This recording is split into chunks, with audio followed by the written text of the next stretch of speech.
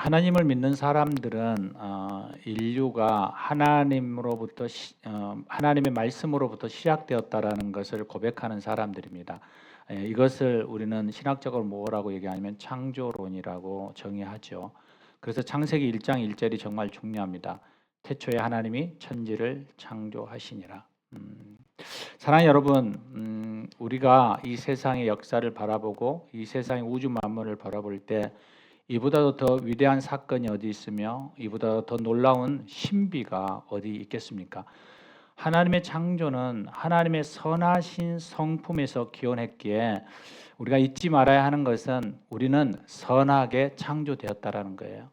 그래서 선하게 창조되었기 때문에 우리는 하나님의 영광이 되었다라는 것을 우리는 기억해야 합니다. 그런데 우리가 하나님의 성품으로 창조된 그 영광이 인간의 교만의 틈을 타고 들어온 죄로 인해서 타락의 나락으로 이렇게 떨어져 버린 거죠. 그래서 하나님의 영광의 훼손이 생기게 되어졌어요. 그래서 인류를 우리는 정의할 때 이렇게 정의하죠. 창조와 타락이라는 큰 화두로 이렇게 두 가지의 맥락을 이렇게 쓰게 됩니다. 이 사건의 전개가 어디 나오냐면 창세기 1장에서부터 3장까지 불과 석 장에 이렇게 기록되어서 우리에게 전하고 있습니다. 인류의 타락의 원인은 그러면 무엇인가? 라는 그 질문 앞에 우리 섰을 때 우리는 그것을 그릇된 선택으로부터 시작되었다라고 말합니다. 생각해 보십시오. 창조주 하나님께서 사람을 당신의 형상대로 그 닮은 존재로 지으셨습니다. 삶의 터전으로는 에덴의 완벽한 동산을 우리에게 선물로 주셨습니다. 그리고 이렇게 말하죠. 행복하게 다 누리며 살아라 라고 얘기하죠. 그래서 최초에 창조된 사람들은 그 안에서 마음껏 누리며 삽니다. 그런데 하나님께서 그들에게 단 하나의 금지령을 말씀하십니다. 그게 창세기 2장 16절로 17절이죠. 각 동산, 에덴 동산의 각종 나무의 열매는 내가 임의로 먹되 자유롭게 먹되 선악을 알게 하는 나무의 열매는 먹지 말라. 내가 먹는 날에 정령 반드시 죽으리라.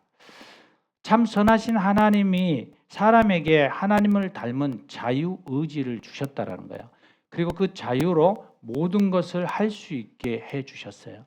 그런데 그 자유가 방종으로 가지 않고 교만으로 가지 않기 위해서 하나님은 주종관계를 반드시 분명히 우리에게 말씀하시는 거예요. 그 주종관계를 인식하게 하기 위해서 한 가지 하지 말라라는 것을 가르쳐 주신 거죠. 선악을 알게 하는 그 나무의 열매에 있습니다. 그런데 처음 사람은 어떻게 하나요? 하나님의 말씀을 불신하고 불순종하고 그리고 결국 선악을 알게 하는 나무의 열매를 먹게 됩니다.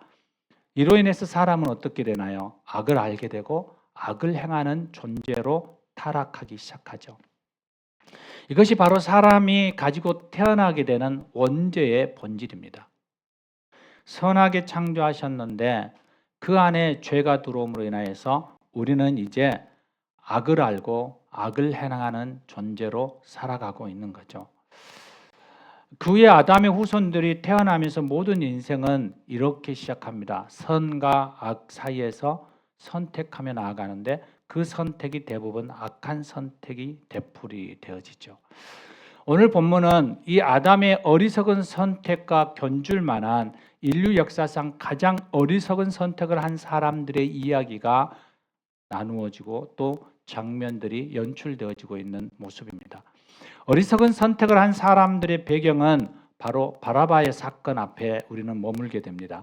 이 사건은 예수님이 이 땅에 보내시는 마지막 유월절 그날에 유대인들이 고발하게 되죠.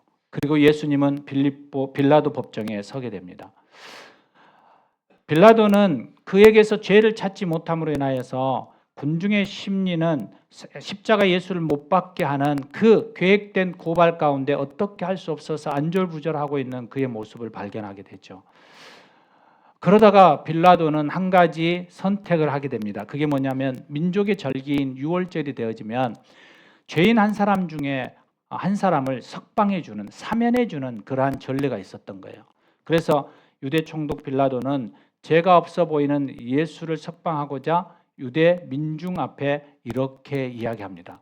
내가 유대인의 왕인 너희에게 놓아주기를 원하느냐. 이게 39절이죠. 그런데 본문 40절에 이어서 무리들이 외침은 이렇습니다. 그들이 또 소리 질러 이르되 이 사람이 아니라 예수가 아니라는 거예요. 그리고 바라바라. 그 바라바는 어떤 사람이냐라고 했을 때 강도였더라라고 얘기하고 있는 거예요. 사랑하는 여러분, 유대 군중들은 석방되어야 할 자는 예수가 아니라 바라바라고 선택하고 결정한 거예요. 그들은 십자가에 못 박아야 할 사람, 죄 없는 예수를 지목한 거죠. 그래서 결국 강도 바라바는 석방되고 죄 없는 예수님은 십자가에 못 박히게 되는 사건이 이루어진 거예요. 이 어이없는 선택의 사건이 2000년 전에부터 계속 전해오는 예수님의 십자가에 죽인 사건의 그러한 전말이기도 합니다. 우리는 이 사건을 통하여서 자신들의 욕구를 만족하기 위해서 어리석은 선택을 한 사람들을 우리는 본문에서 볼 수 있습니다. 그 중에 한 무리가 오늘 나누고 있는 바로 유대인들이었어요. 그들은 한때 예수님을 왕으로 삼고자 하여 열렬하게 추종했던 사람들이었어요. 그런데 오늘 본문은 그 예수님을 잡아다가 사형시켜 달라고 고발하고 있는 상황이에요. 여러분, 우리는 10길 물속은 알아도 한 길 사람 속은 알 수 없다라고 말하는 그 말처럼 수시로 사람들의 마음은 변화하고 있다는 거죠. 그것은 저와 여러분의 삶의 속에서도 얼마든지 발견할 수 있을 것입니다. 그런데 이 재판을 좀 보면 좀 이상해요. 왜냐하면 재판을 할 때 피고와 원고가 한 자리에 모여 있어야 되잖아요. 그런데 본문의 재판은 피고와 원고가 따로 있는 거예요. 그 이유는 유대인들이 그 관정, 바로 유대인의 재판정에 들어가면 이방인과 접촉하게 됨으로 인해서 부정해져서 이 재판정에 들어가지 않고 바깥에 있다라고 얘기하고 있는 거죠. 28절 하반절에 보면 너희는 더럽힘을 받지 아니하고 유월절 잔치를 먹고자 하여 관정에 들어가지 아니하더라. 여러분, 너무 모순되지 않습니까? 그들이 율법을 지키려고 지금 발부둥 치고 있잖아요. 그래서 그들이 더러워지는 그 관정에 들어가지 않잖아요. 그런데 그들은 율법이 금지한 모함과 누명으로 사람을 죽이려고 하는 그 음모에 동참하고 있는 거예요. 여러분, 너무나도 아이러니한 그러한 모습이에요. 누명을 씌워 살인하려고 하면서 그들은 안식일과 절기, 바로 예배를 드리기 위해서 율법을 형식적으로만 준수하고 있는 위선적인 행위를 지금 하고 있는 거예요. 여러분, 공생의 기간 동안에 예수님께서 이런 이중적인 모습을 곳곳에 책망하시거든요. 마태복음 23장 23절에 화 있을진저 너희 서기관들과 바리새인들이여 너희는 박하와 화환과 근제의 11조는 들이되 율법에 더 중한 정의와 긍휼과 믿음은 버렸도다. 그들 안에 하나님에 대한 진실한 그 마음을 알지 못하고 그들은 그냥 글자 그대로 성문화되어진 것에만 집중하고 있는 거예요. 그러니까 율법을 지키겠다라는 이유 하나로 관정 밖에 있는 유대인들과 달리 죄 없음에도 피고인이 돼서 부정한 그 관정 안에 깊숙이 들어와 있는 이 예수님과의 두 장면을 보면서 우리는 어느 쪽에 우리의 마음을 두고 있는지를 볼 수 있는 거예요. 여러분의 삶 안에 세상 속에서의 삶, 가정에서의 나의 모습, 교회에서의 신앙의 열심, 이렇게 두 얼굴의 사람의 모습으로 우리는 전혀 다른 삶을 살아가고 있지는 않느냐라는 거죠. 예수님을 고소하여 재판에 서게 해놓고 정작 자신들은 예배드리기 위해서 더럽히지 않겠다라는, 그래서 재판장 안으로 들어가지 않겠다라는 그런 부조리적인 모습을 우리는 생각해 보아야 한다는 거예요. 그것이 우리의 삶의 모습 속에서도 얼마든지 나타나는 현상들이죠. 율법적인 조항을 지키기 위해서 그들은 얼마나 열심히였는지 우리는 잘 압니다. 하루에 3번 예배를 드렸고 금식을 하며 11조를 드리며 온갖 애물과 종교적 열심을 가지고 율법을 읽고 암송하며 철저히 지키며 살아가는 그 민족이 유대인입니다. 그러면서 그들 안에 소원이 있는 거예요. 소원이. 그게 뭐냐면 메시아, 구원자를 하나님이 약속하셨으니까 보내주시겠지. 그러면서 기도하면서 지금도 기다리고 있는데, 여러분, 그들의 형식적인 그 삶 앞에서 정작 하나님이 약속하신 구원자 예수를 보지 못하고 그들의 기득권 때문에 그를 십자가에 못 박으라고 외치고 있는 거예요. 37절에 예수님은 하나님의 나라가 세상에 속한 것이 아니라고 말씀하시는데, 그들은 지금 세상에 속한 것을 지키기 위해서 하나님의 음성을 듣지 않고 자기 좋은 대로 선택하며 외치는 거예요. 이 사람 아니라 바라바라. 예수를 십자가에 못 박으시오. 종교적인 행위가 오히려 하나님의 뜻을 가리고 하나님의 음성을 듣는 데에 우리가 차단되어져 있는 그러한 상황들을 보고 있는 거예요. 사랑하는 여러분, 우리는 하나님을 믿는 믿음을 때로 내가 사용하고 남은 것으로 선심 쓰듯이 그렇게 생각하며 살아갈 때가 있어요. 오늘 우리가 예배드리는 이 주일날도 그럴 수 있어요. 매사에 내가 원하고 좋아하는 것이 우선순위에 올려놓고 선택할 때는 항상 내가 먼저일 때가 우리는 많잖아요. 그래서 평상시에는 주의를 잘 지키고 주의를 성수해야 된다라고 외칩니다. 그런데 정말 내가 원하는 것에 거리가 들어오면 우리는 갈등하기 시작하죠. 주저하죠. 그리고 이번 한 번쯤이야 하면서 주일에 그 다른 일을 선택할 때가 있잖아요. 재정도 마찬가지죠. 하나님 것을 먼저 구별하여 드린다라고 우리는 신앙적으로 고백하지만 많은 신앙인들이 자기에게 유익한 것에 쓸 것을 먼저 구별하여 쓰고 남은 것을 선심 쓰듯이 헌금하고 있는 그런 모습이 우리 안에 있다라는 거예요. 그것뿐일까요? 건강도, 시간도, 여러분의 삶의 수많은 다른 것들도 선택의 순간의 우선순위를 하나님이 아닌 내가 먼저인 경우가 있습니다. 바로 그 이야기를 하고 있는 거죠. 우리는 6일차 다니엘 기도에 나왔던 와플대학의 대표인 선정희 장로에 대해서 우리는 간증을 들었습니다. 아까 우리 정병아 지사님 그런 말씀 하시더라고요. 이 사람 알아요. 내가 붕어빵 장사할 때 같이 그 세대 붕어빵을 처음 시작했거든요. 정병아 지사님도. 알지는 못하지만 그 세대인 거예요. 근데 어느 날 그에게 고백 속에 제 마음에 확 온 게 있었어요. 저는 그런 생각을 못했거든요.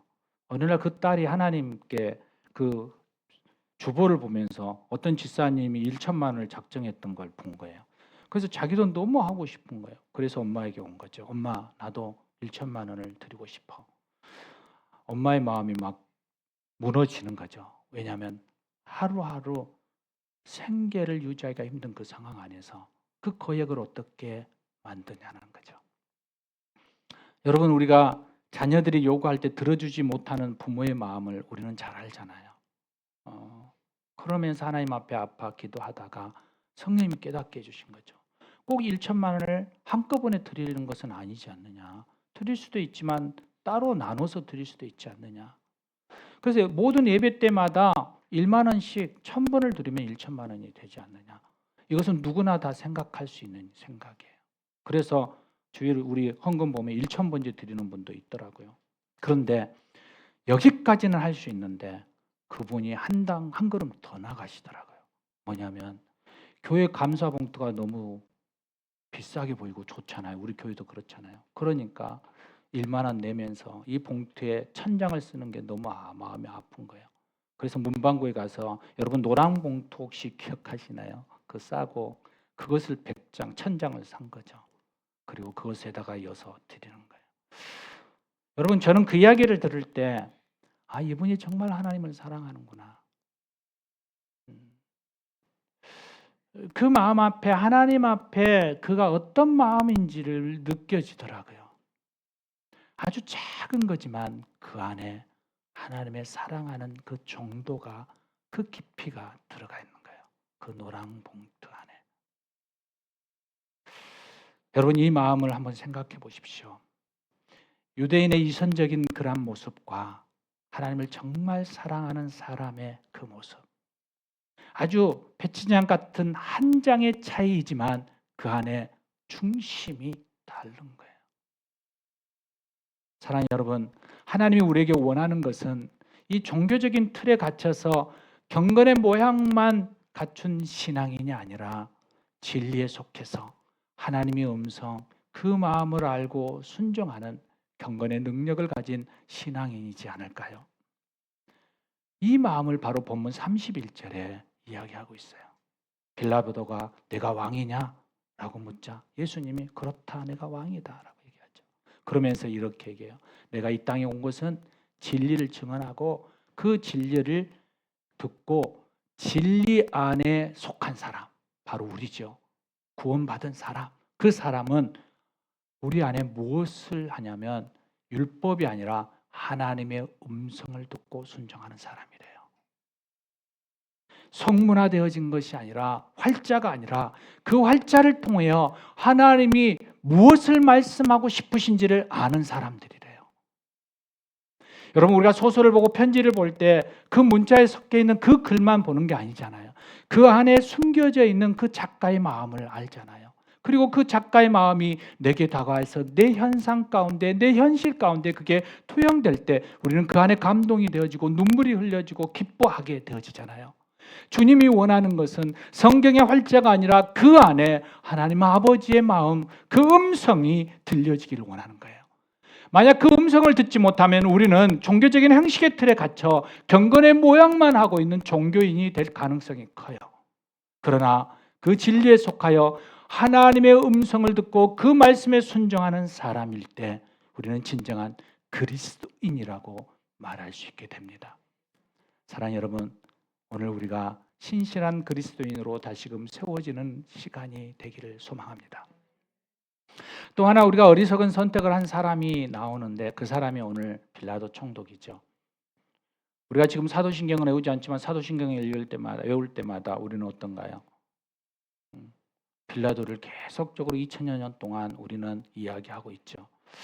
아마도 그 사람이 살아있다면 지금도 살아있을 수 있을 겁니다. 욕을 엄청나게 얻어먹어서 오래오래 살 거예요.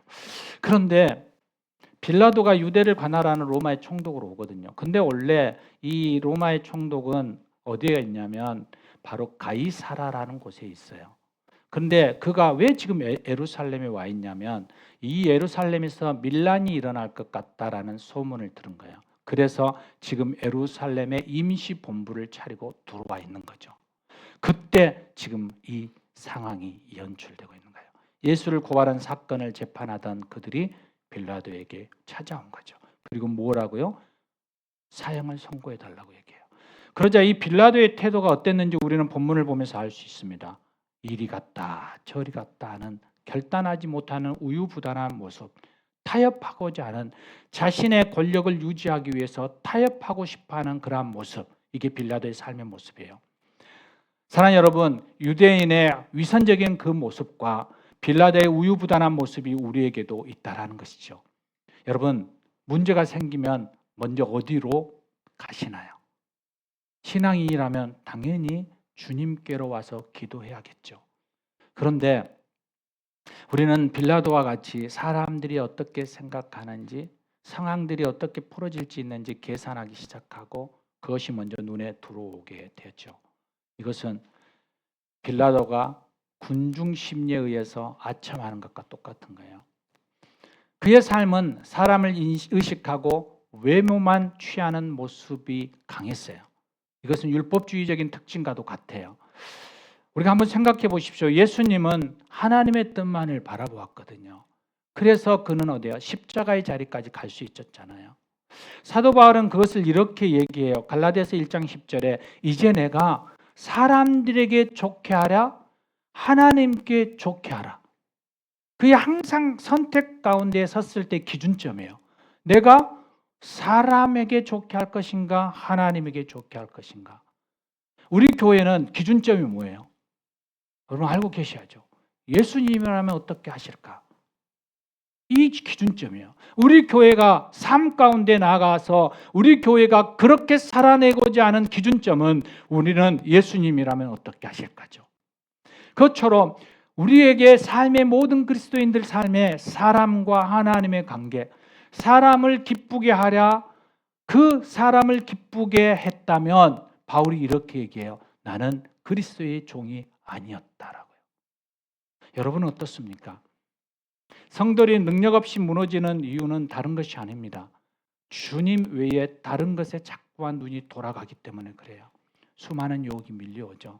살아가다 보면 사람을 통해서 정치와 술수와 여러 가지의 그 모든 것들을 해결하기 위해서 우리는 다가오는 유혹과 그 문제 앞에서 우리는 넘어갈 때가 너무 많이 있죠. 그러다 보니까 능력의 근원 되신 주님은 점점 작아질 수밖에 없어지죠. 우리는 이 우주 만물을 지으시고 통치하시며 지금도 주관하고 계시는 그분 앞에 서야 할 것입니다. 그분이 실세이십니다. 우리 안에 하나님께 가면 문제를 해결받을 수 있다라는 그 믿음이 우리 안에 있어야 하는 거예요. 그럴 때 우리는 그 기준점이 분명하게 설 수 있습니다. 빌라도의 정확한 그의 모습은 이런 거죠. 사람들 앞에 관정 밖에 가서 유대인들에게 이야기하고 또 관정 안에 와서 예수에게 이야기하고 그리고 한번 생각해보고 내게 유익함이 뭐지? 내게 더 좋은 게 뭐지? 계산해보고 그리고 다시 관정 밖에 나서 그들의 상황들을 살펴보고 또 예수와 이야기하면서 안 되겠다. 나는 관중편에 서야 되겠다라고 결정하는 거죠. 그의 기준점에는 하나님이 없어요.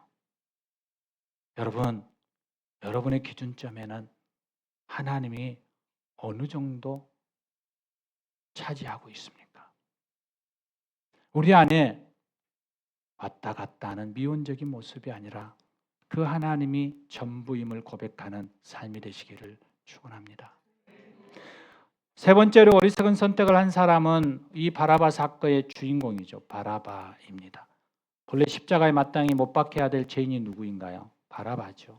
그리고 그 죄인이 바로 문제투성인 우리로 이렇게 클로즈업 되어질 수 있죠. 그런데 바라바는 원래 아버지의 아들이라는 의미를 가지고 있거든요. 그는 한 아버지의 아들로 태어난 그러한 평범한 인생을 시작했던 사람입니다. 그런데 자신의 인생의 어떤 사연으로 요한이 증언하고 있는 강도의 자리에 서 있는 거죠. 마태복음 20장 16절에 그를 유명한 죄수라고 얘기해요. 그러면 더 나아가서 마가는 뭐라고 얘기하면 밀란을 꾸미고 그러니까 소동을 일으켰죠. 그리고 그 밀란 중에서 살인하여서 체포된 살인자라고 얘기해요. 누가는 이 바라바를 좀 더 계속 확장해 가요. 바라바는 성중에 일어난 밀란과 살인으로 말미암아 옥에 갇힌 자라. 그러므로 강도하고 살인한 자이고 또한 소란을 피워서 사람을 선동했기 때문에 결국 그는 십자가형을 당할 수밖에 없는 정치적 범이고 또 계명을 어긴 법을 어긴 사람이었기 때문에 십자가에 당연히 못 박혀야 될 사람이었어요. 그런데 그 바라보가 어떻게 되나요? 심판을 받을 그가 지금 그의 대신 다른 분이 죄를 그 심판을 받게 되어지는 거예요. 그리고 그는 어떻게 되나요? 그는 자유케 되어지는 거죠. 사랑하는 여러분, 우리의 모습이에요. 우리의 모습. 우리가 본래 문제투성인 죄인들의 모습이잖아요. 그 죄의 문제를 우리는 아무리 발버둥 치면서 해결하고 싶지만 해결할 수 없어서 항상 죄책감과 고통 가운데 어깨에 무거운 돌을 짊어지고 가는 그러한 삶을 살아갈 수밖에 없었잖아요. 그래서 예수님이 오신 거예요. 십자가에 못 박힐 수밖에 없었던 거예요. 왜? 그래야만 우리가 이 죄의 무게를 벗을 수 있으니까요. 그래서 갈라디아서 3장 13절에 바울은 이렇게 고백합니다. 그리스도께서 우리를 위하여 저주를 받았다라는 거예요. 우리가 받아야 할 저주를 뭐라고요? 예수님이 대신 받으셨다라는 거예요. 그래서 그 예수님께서 율법의 저주에서부터 속량하기 위해서 그것을 대신 값을 치르고 그것에 대해서 갚아주시려고 속량했다라는 거예요. 그래서 나무에 달린 자처럼 저주 아래 있게 되었다라고 얘기해요. 지금 오늘의 현장 가운데 있는 거예요. 바라바가 달려야 할 그 나무 십자가에 예수님이 매달린 거예요. 이것을 바울이 속량이라고요. 우리가 바라바처럼 십자가에 매달려 죽어야 할 우리가, 이 죄 가운데 있는 우리가 예수 그리스도의 십자가의 속량의 그 선물로 인하여서 참된 자유를 얻게 되었다라는 거예요. 그런데 이 사실을 바라바는 알까요, 몰라야 할까요? 모르는 거죠. 그런데 그가 풀려나고 나서 십자가에 달린 예수를 바라볼 때 그는 항상 생각하겠죠. 내가 저기에 달렸어야 됐는데, 내가 저기에 달렸어야 했는데, 내가 저기에 달렸어야 했는데. 사랑하는 여러분, 우리는 이 십자가를 보면서 두 가지의 의미를 발견해야 돼요. 십자가에 예수님을 보는 동시에 바로 저 십자가에 달릴 사람이 나였다라는 거예요. 나였다라는 거예요. 내가 마땅히 저 십자가에 달렸어야 했는데, 내가 마땅히 저기에 달렸어야 했는데, 그 주님이 저주 가운데 십자가를 지셨구나. 내게 자유를 주시려고. 이것이 예수 안에 있는 진리이고, 예수 안에 있는 생명이고, 예수 안에 있는 쉼이며 우리의 문제 해결자 되어지는 거예요. 사랑하는 번성가족 여러분, 이 땅에서 진정한 승리의 비결이 있습니다. 그것은 하나님의 말씀대로 성령의 열매를 맺으며 순종하는 삶입니다. 많은 성도들이 살아오면서 유대인처럼 가면을 쓴 종교적인 모습으로, 때로는 빌라도처럼 아슬아슬하게 줄타기를 타며 그렇게 살아가는 그러한 모습으로, 아니면 바라바처럼 자기 좋은 대로 죄를 짓는 그러한 인생을 살아갑니다. 그래서 많은 이들이 질병도, 낙심도, 어려움도, 고통도 당하기도 하죠. 그런데 유대인과 빌라도가, 그리고 바라바가 두 주인을 섬긴 데서 돌이켜 하나님을 선택했다면, 참 주인이신 예수님만을 섬겼다면 그는 진정한 자유의 날개를 펼 수 있었을 것입니다. 사랑하는 여러분, 서구 사람들은 인생을 살아갈 때 인생을 이렇게 얘기한대요. B, C, D. B는 그냥 벌스예요. 탄생이죠. 내가 태어났다라는 거죠. D는 뭘까요? D는 데스, 죽음이죠. 삶과 죽음. 우리도 인생의 어머니의 자궁에서 나오는 순간 우리는 삶과 죽음의 길을 걸어가고 있죠. 그런데 그 사이에 C가 있대요. C가. 초이스, 선택. 우리의 매 순간 태어나 죽는 그 순간을 걸어갈 때마다 우리는 선택이라는 그 단어에 서게 됩니다. 여러분, 그 선택의 기준점을 오늘 정하시기를 소망합니다. 여러분의 선택의 기준점은 바로 하나님을 좋게 하는, 하나님을 기쁘게 하는, 우리의 창조의 본래의 모습인 하나님의 영광을 위하여 살아가는 그 길을 걸어가는 저와 여러분 되시기를 주의 이름으로 축원합니다. 우리 함께 기도하시겠습니다. 오늘 이 시간 우리가 하나님 앞에 기도하며 나아가는 것은, 하나님 그렇습니다. 내 인생의 선택의 그 순간순간 설 때마다 우리 안에 유대인처럼, 빌라도처럼, 바나바처럼 수없이 많은 죄악 가운데서 자유케 하신 그 예수를 바라보며 살아가게 해주십시오. 그 하나님의 영광을 위하여 선택하고 결정하며 걸어갈 수 있는 그러한 믿음의 결단이 있게 하여 주시옵소서. 오늘 이 시간 말씀을 생각하시면서 함께 기도하며 나아가겠습니다. 함께 기도하십니다. 주님 그렇습니다. 하나님을 의지합니다. 하나님을 선택합니다. 그 주님의 영광을, 그 예수 그리스도의 십자가를, 그 성령의 말씀 앞에 순종으로 나아가기를 결단합니다. 주님,